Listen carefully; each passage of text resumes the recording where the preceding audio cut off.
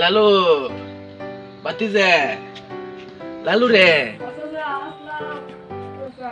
একটু বাইরে কথা আছি একটু বাইরে রে লালু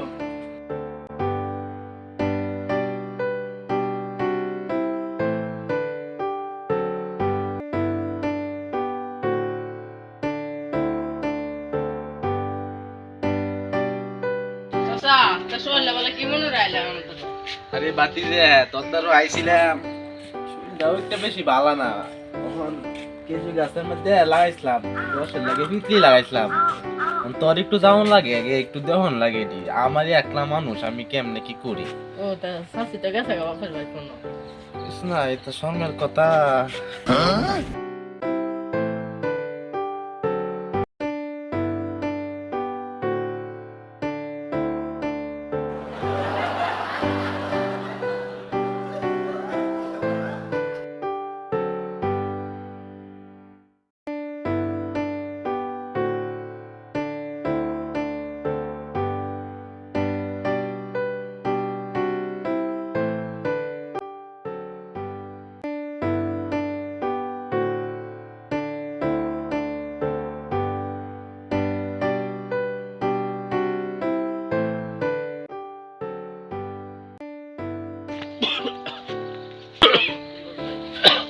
দেখতে গলা তো হইছে না তোমার গলা গেছে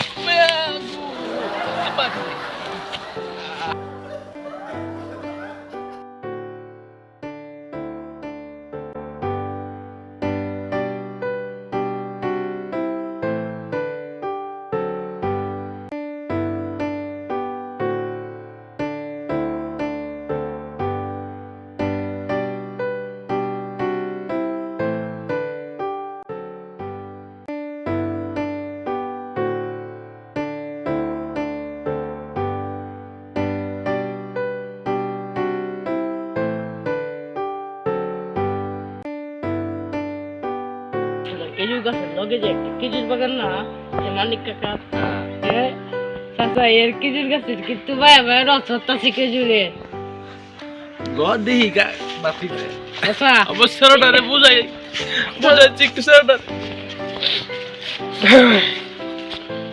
তো শাসিটা বুঝে না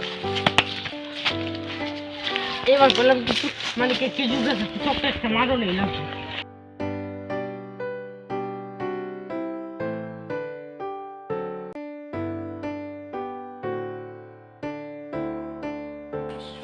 চাচা তোমার খেজুর গাছটি কোনটা তুলতাম কম কারো বাতি যে দেখতাছি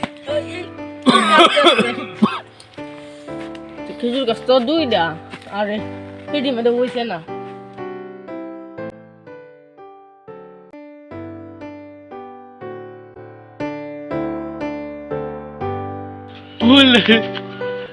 আমার মিটলি কই রস আমার 200 বছর পুরানো মিটলি না বললে এটা কোথায় দাদা বল দাদা আমি যাইতাছি দাদা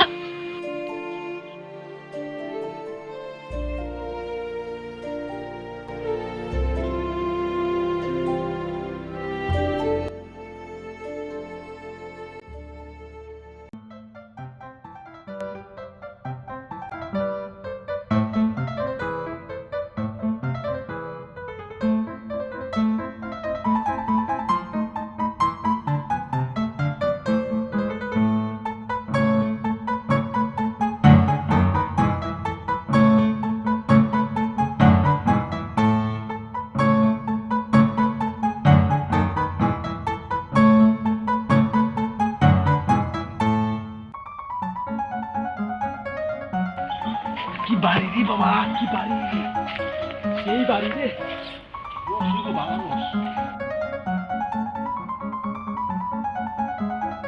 আমরা সালমান এক্সচেঞ্জের পক্ষ থেকে আপনাদের সবাইকে শীতকালের শুভেচ্ছা জানাচ্ছি। এই শীতে আমরা চেষ্টা করব আপনাদেরকে সম্পূর্ণ বিনোদন দেওয়ার।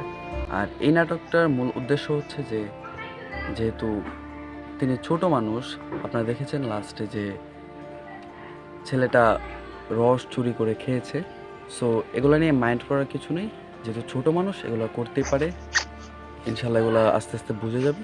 তবে তার এখানে একটা কর্তব্য ছিল, সে যদি রস খেতেই চায় তো তার বাবাকে অবশ্যই জিজ্ঞেস করে খাওয়া দরকার ছিল।